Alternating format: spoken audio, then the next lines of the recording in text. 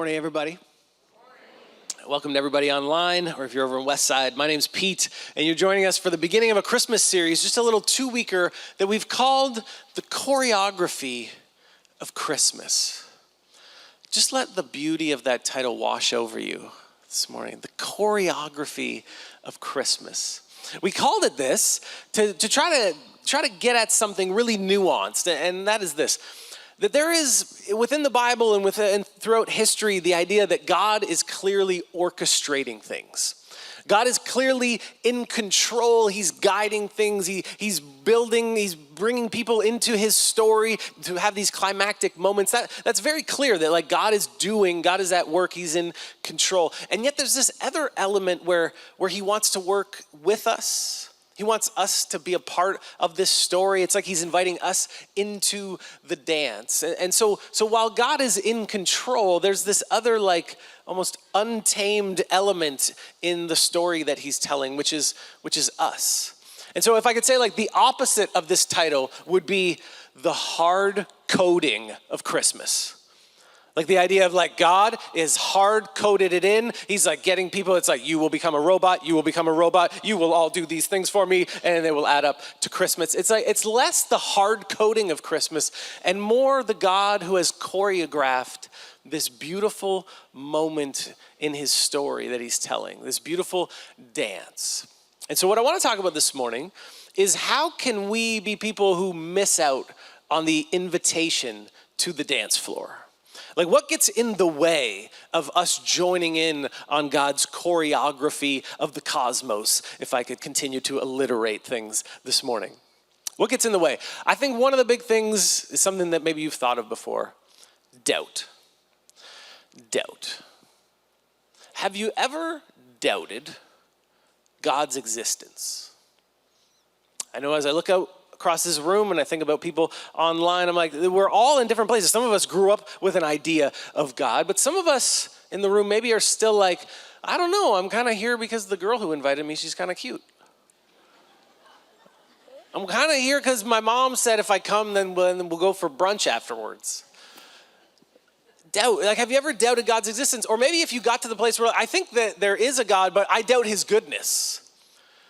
I doubt his goodness. Have you ever doubted his goodness? Have you ever doubted that, I think he's got a plan and maybe it's good, but I feel like I'm more of just one of the side characters. Maybe he's doing something exciting, but I'm on the sideline of things. I doubt if he has a plan for me. You ever doubt this whole Christmas thing? This whole Christmas, God comes in a body, God, the incarnation, you're I don't know. Have you ever been weighed down by these doubts? Well, this morning what I want to do is ask this question, which is, what do you do when you doubt that God is choreographing a good and beautiful story? What do you do? And so if you're in that place this morning, then this sermon is for you. What do you do when you find yourself in this place of doubt? And to answer this question, to look at this question, to get a prescription for doubt this morning, I want to look at the story of Zechariah that we find in Luke chapter 1. Zechariah, Luke chapter 1. And Zechariah's story picks up about 15 or 16 months before the birth of Jesus. So if we're in a season in the church moving towards Christmas, well then today is backing up about 15 or 16 months before we get to the birth of Jesus. But in Luke chapter 1, Luke introduces us to this character named Zechariah, and here's where he picks up the story. He says, in the time of Herod, king of Judea, there was a priest named Zechariah who belonged to the priestly division of Abijah. His wife Elizabeth was also a descendant of Aaron. Both of them were righteous in the sight of God, observing all the Lord's commands and decrees blamelessly. But they were childless, because Elizabeth was not able to conceive, and they were both very old. So we get the introduction to Zechariah. Who's Zechariah? He's a priest, and he's married to his wife Elizabeth. They're both very old, which is a way of saying their life has already happened. They've already lived a full life, and now they're kind of getting to the end of that life. And one important detail that Luke wants us to know is this: they were unable to have children. which has its own pain. We understand in our culture, if you desire to have children and you can't, it has its own pain. But for that culture, it also included a sort of shame, because children are a blessing from God. And so if you didn't get that blessing from God, well, then what does that mean that God thinks about you? Perhaps he doesn't trust you with children. Perhaps you did something in your life that God's like, because you did that, you don't get children. Now, that's not how God actually is, but the culture would have had that idea. And so to not have children didn't just have the pain of like, I wanted to be a father, I wanted to be a mother. It also came with this cultural shame that like people look at us as like we've got some secrets. We got some secrets, and so God doesn't trust us with children. And yet, what's the other detail that Luke told us just a verse earlier is that they were faithful, righteous people obeying God's commands. So Luke wants us to know what you think about people who don't have children isn't true of this couple. This couple, they were good people, and yet they still didn't have children. So the first thing we learn about this couple, the first thing we learn about Zechariah is that there's a hole in his heart, a personal longing for a son. The story continues. Once when Zechariah's division was on duty and he was serving as priest before God, he was chosen by lot, according to the custom of the priesthood, to go into the temple of the Lord and burn incense. Now, there's a lot to unpack here. So he's a priest. We think that at the time, the priestly class, they took care of the temple. And the way that they kind of divided all this up was that there was 24 divisions of priests, some 18,000 priests in the nation at this time. And so what they would do is they would have 2-week stints at the temple where they would do the sacrifices and do all the rituals involved in taking care of the temple. And so for 2 weeks out of the year, your division would get chosen to go to the temple. And then there were certain things within the temple that they would draw lots, or like cast dice basically, to be able to choose you to be able to do that specific duty. And so what Luke is telling us is that this is the time when Zechariah's division is on their like 2-week or half a month stint at the temple. And there was this ritual of burning incense that would have happened twice a day, once in the morning and once in the evening. And Zechariah gets chosen for his one-time opportunity. Because there were so many priests that you just get to do this one time. And so he gets chosen for the one-time opportunity. You're going to get to go into the temple, just outside the Holy of Holies, and you're going to burn incense at the altar of incense. And so Zechariah gets chosen to do this. And imagine, so he goes into the temple, and right on the other side of a curtain is the Holy of Holies, like the place on earth during this time where the presence of God was most thick. So it's like you're just outside of the presence of God, and there's this altar of incense there. And he's going to make an incense offering that will create this smoke and kind of like go up to the heavens. And the idea is that he is offering this offering as a symbol of the prayers of the people, and that it would have this sweet smell to it. And so as he made this offering at this altar, all of the people of the nation, like or that were around, would be gathered outside, and they'd be praying as well. And then they would see the smoke go up, and they would smell the sweet incense. And it was to be a reminder to them, both remember to pray, but also when God hears your prayers, they are like a sweet aroma to him. God so longs to hear the prayers of his people. And so it was a twice-a-day ritual. Don't forget to pray. And don't forget that when you pray, God is so excited for you to be in his presence, to be praying to him. And so Zechariah is doing this offering, this one time offering this prayer on behalf of the people. And then we're told that this happens. When the time for the burning of incense came, all the assembled worshipers were praying outside. So you get this, he's at the altar, all the people are outside. And then an angel of the Lord appeared to him, standing at the right side of the altar of incense. And when Zechariah saw him, he was startled. He was gripped with fear. Of course, right? What? But the angel said to him, "Do not be afraid, Zechariah. Your prayer has been heard. Your wife Elizabeth will bear you a son, and you are to call him John." And then the angel goes on and says who John will be and how important he will be. It says, "He'll be a joy and delight to you, and many will rejoice because of his birth. For he'll be great in the sight of the Lord. He is never to take wine or other fermented drink, and he will be filled with the Holy Spirit even before he's born. He will bring back many of the people of Israel to the Lord their God. and he will go on before the Lord in the spirit and power of Elijah, to turn the hearts of the parents to their children and the disobedient to the wisdom of the righteous, to make ready a people prepared for the Lord. Little Bible fact, little interesting fact. These lines here are an echo of the last lines of the Old Testament, of the prophet Malachi. The end of the prophet Malachi's book, he writes words that are very, very similar to this. And in between Malachi and the birth of Jesus are about 400 years. Some say it's like 400 years of silence. Not that God was like absent or completely silent, but there was nothing being said or no prophet that was raised up that was worthy of canonizing and making a book and saying like he needs to be right after Malachi, we need this guy. There was 400 years of nothing new, nothing significant happening. And when God picks up the story again in this moment of speaking to Zechariah at the altar of incense, the angel references the last thing that God had said through his prophet Malachi. Isn't that a cool little so when Zechariah hears these words, does he know Malachi? Of course he knows Malachi. Does he know like the last significant thing that God said to the people? Of course he knows that. That would be like ingrained in his heart. And then the angel appears to him and says, you're gonna have a son, and one of the things he's gonna do is the place where God left off. So this isn't just a moment where Zechariah is like, oh, God's doing something. I wonder what that will be. This is like, whoa. Whatever God is doing is picking up where the story had its last significant moment.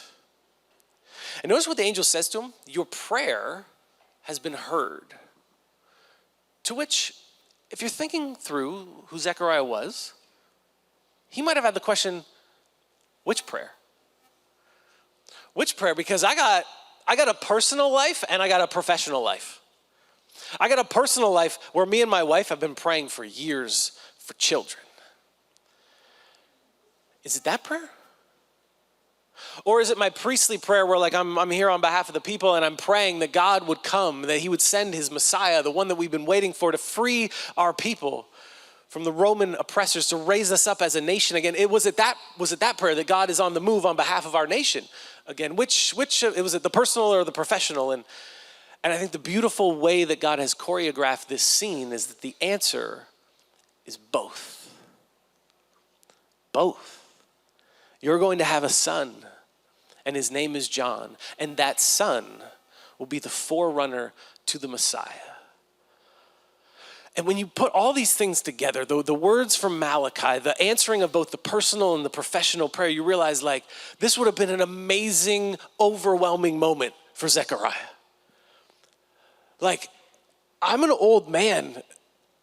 I thought just when my name got drawn by lot and I got to be here at the altar of incense, I thought this was the highlight. This was like, I might die in a couple weeks. And so like, this is the highlight of my life. I'm finally here just outside of the Holy Holies. Like, I thought that would be enough. I thought I had finally been called from the outskirts of like, I was sitting on the sideline of life and finally, here I am, I get to do, this is really cool for me. And now suddenly I'm being told, no, you're not just getting invited into the game for like a little thing. Like you're getting invited to a significant moment that will be recorded in the history of your people. It must have been so amazing, and then reality would have hit. Reality, like the reality of, okay, hang on a second. I'm in here on behalf of the people as a priest. Am I supposed to go out there and tell all the people what you just told me?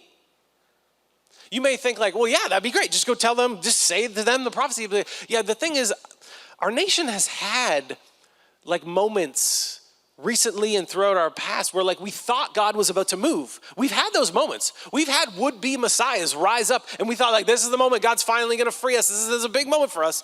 And those messiahs got killed and the people that followed them got killed and we were left back with disappointment and despair. So you want me to go tell all those people that this is for sure the moment now, like God is on the move again?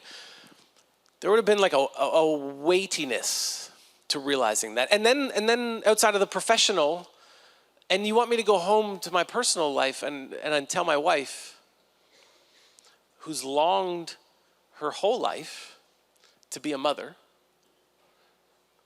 who's felt the pain and the shame of barrenness, I'm going to go tell her, God said, get ready. So I think we should go be faithful. I don't know. Do you see, like, when reality set in, there would have been like and then the reality of like, and me, really, me? Zechariah is playing this part? Like, my son's he's gonna have the spirit of Elijah, one of the greatest prophets in our nation? That's gonna be my son? I don't know. So how does he respond? He responds how I think many of us would respond. Zechariah asked the angel, how can I be sure of this? Because I'm an old man, and my wife is well along in years. How can I be sure? Because I'm old. What does that mean, because I'm old? It means I've lived a long time, and I've learned that hope can be cruel.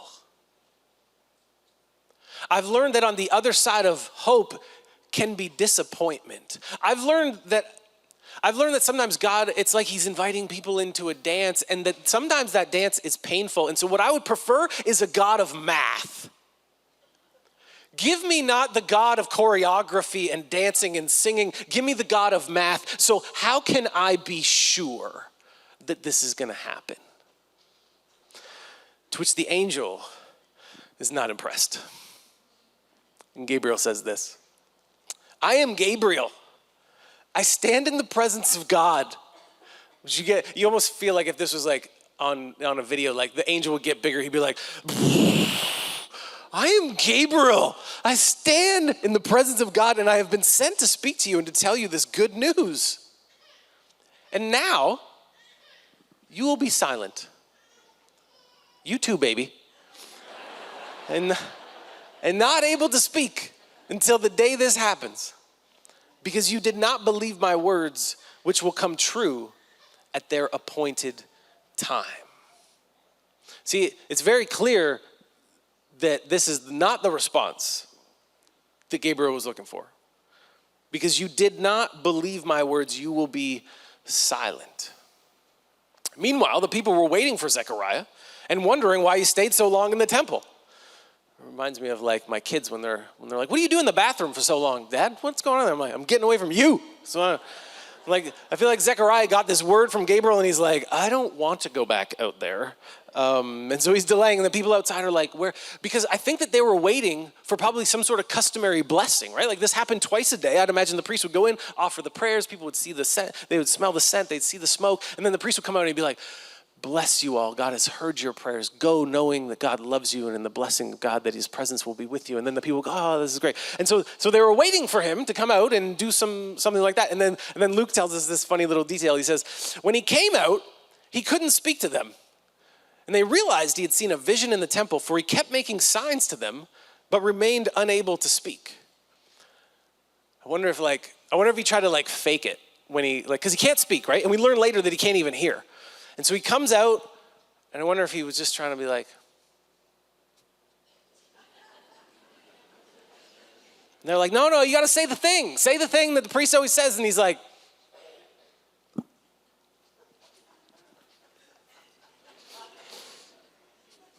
he's trying to what a funny image. What if you think about God choreographing this moment, what a funny image to have a priest in all of his priestly garb, and he can't talk, and he can't hear. You know what do you know what their job is? To be the mediator between the people and God. Hear from the people, say it to God. Hear from God, say it to the people. The mediator. A mediator that can't hear or speak is useless. Which I wonder then if this picture that Luke gives us isn't meant to be a bit of a foreshadowing. A foreshadowing that these priests, Zechariah and the other 18,000, were always meant to just foreshadow the one great priest who we would come to know as Jesus. These priests were always just a placeholder. And so when this priest stands before the people and cannot perform his duties, I wonder if it's it's because those priests will soon be irrelevant because another priest is on the way. Isn't that a cool little Bible trivia thing just to picture that moment? And so he stands before the people and he's making sign language and he can't do this thing. And then for 9 months, he can't speak. And so what does he have to do? He just has to watch. He just has to go home, and we learn later that he has a way of scrolling out things and people can scroll things to him so he can communicate almost via an ancient text messaging system. And so he's able to tell his wife somehow, you're going to have a baby and the baby's name is going to be John. And then he'd have to wait. And he'd be like, you're pregnant. Wow. Okay, but we've done this before, so let's give it some time. We'll pray and you're still pregnant. You get past that 3-month mark and you're still pregnant and everything seems to be good. Okay. 4 months, 5 months. The 6th-month mark comes and your cousin Mary comes to visit. And she's got a story. An angel appeared to her too, and she's got prophecy and all kinds of things happen. And imagine Zechariah is just like this, when he's hearing this, he's like, they're like, have you guys experienced that God is doing anything new? And he's like, but he can't speak. And he just has to watch. And then his son is finally born. And Luke tells us this. On the 8th day, they came to circumcise the child, which was the custom.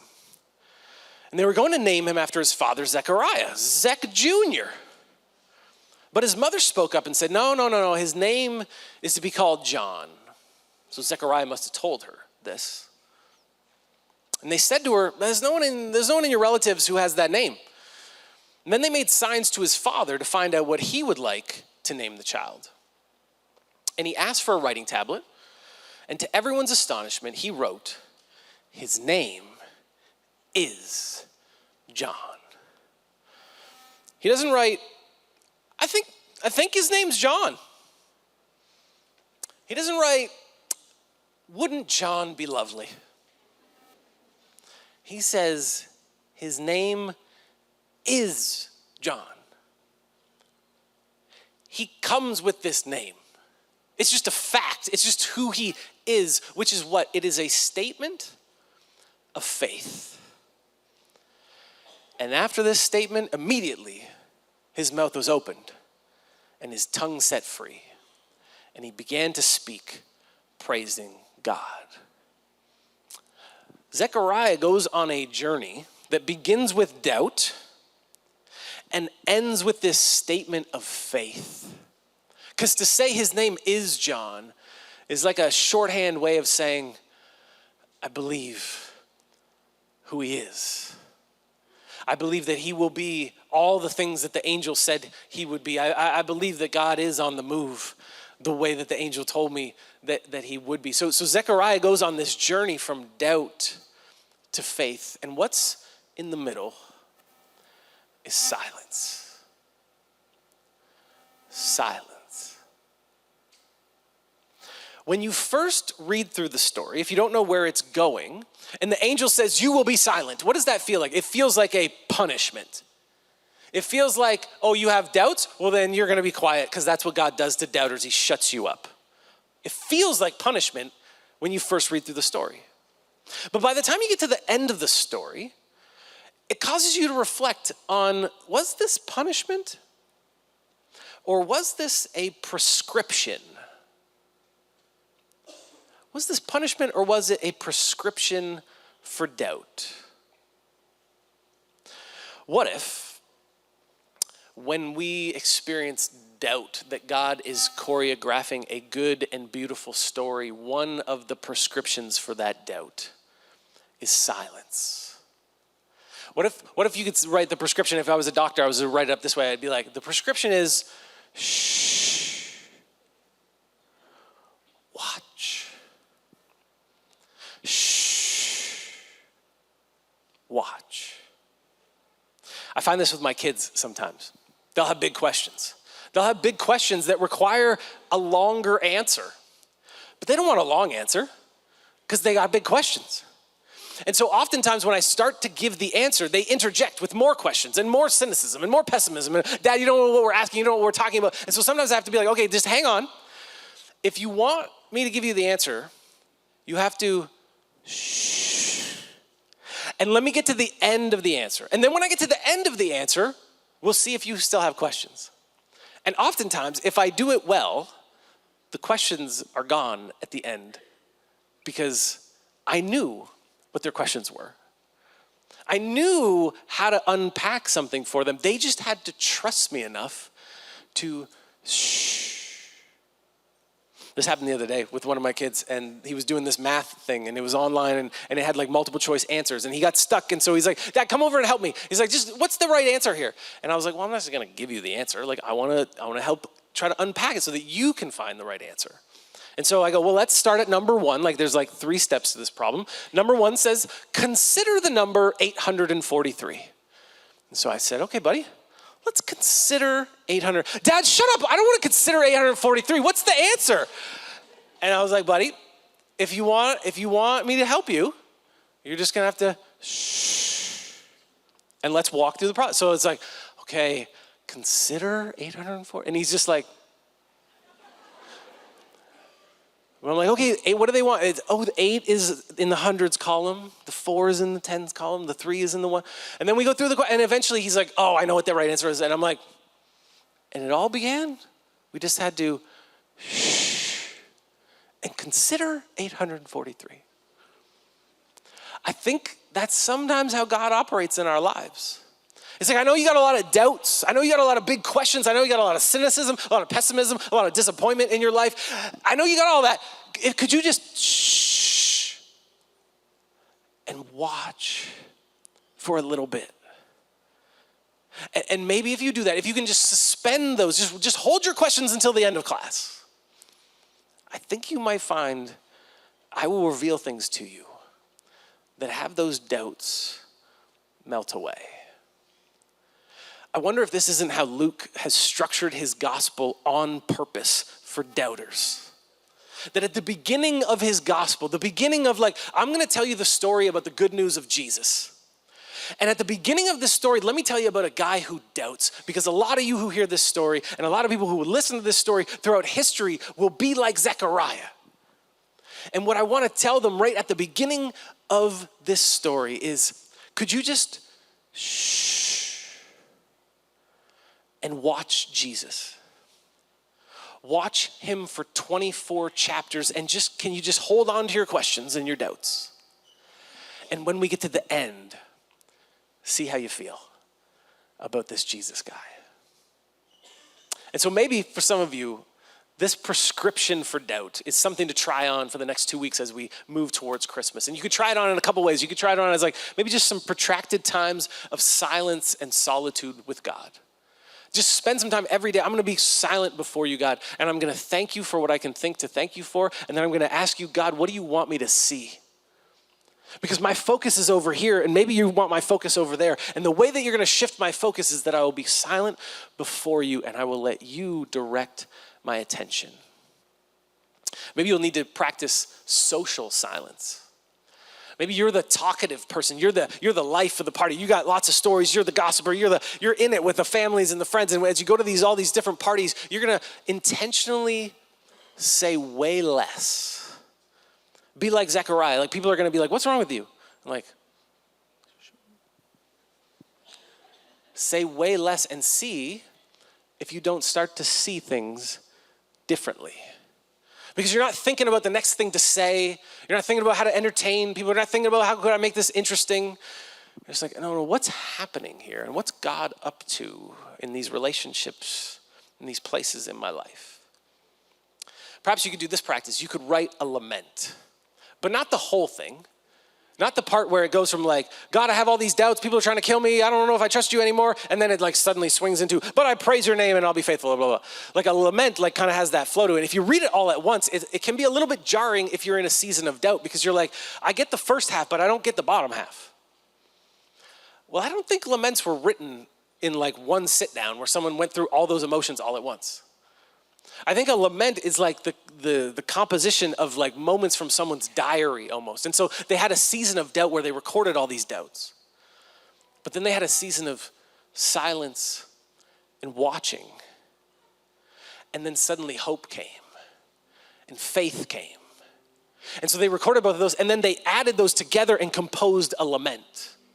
And so maybe for you during this Christmas season, you just need to write the first half of your lament. Write down all of your doubts, all of your frustrations with God, all of the emotions, write it all down, and then just put a ... God, this is where I'm at. And now I'll be silent and I'll watch and I'll hope that there will come a day when I will write the second half of this lament, full of praise and adoration to you. I called this series the Choreography of Christmas because I think God is inviting all of us into this good and beautiful story, this good and beautiful dance that is happening. He's inviting all of us into it, and sometimes it can feel like maybe we missed it. Or what if my doubts are going to cause me to miss it? And that's why I love Zechariah's story. At the end, we haven't read it yet, but at the end of chapter 1, you can go home and read it. Zechariah bursts into song. His son is born. He says his name is John. And then he gets his voice back and he's full of the Holy Spirit and he prophesies and he sings. And he sings about how our Redeemer has come to rescue us.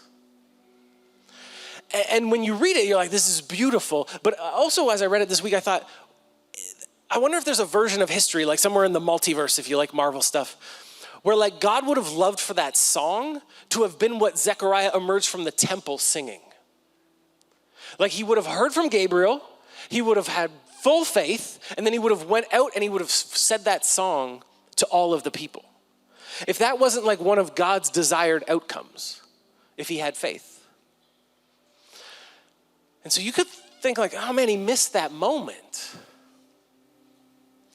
Or you could see it as he missed that moment and God was willing to wait and to work with him for 9 months so that he could eventually be filled with the Spirit and prophesy and sing. What if God is far more okay with your doubts than you usually sit with them? Like you're here and you feel like I'm one of the outsiders because I don't believe all the things these people believe. I used to believe these things. I don't think I believe them anymore. Like what if God is less waiting for you to figure it out and he's more waiting for you to shh and watch, and then he'll reveal it to you. And so if you're in a season of doubt, maybe if someone were to ask you, you're like, hey, how's your faith? Hey, you still believing? You could just honestly give this answer. You know what? I'm in a season of listening and watching. And then if you were to give that answer to God, I have a lot of doubts, but I will enter into a season of listening and watching, that God would say to you, perfect. Shh. And watch. And one day, you will sing and dance. Heavenly Father, we ask for your help because we've all got doubts. Help us to be silent so we can hear your voice. Help us to see, direct our attention to where it should be. And may we find that you move us from doubt to faith. That you move us from pessimism to hope. That you move us from silence into song. God, we thank you that you are gentle and patient with us. Thank you for your love for us and your constant invitation to be a part of your story. Jesus, we love you. Send your Spirit to empower us and to help us. In your name we pray. Amen.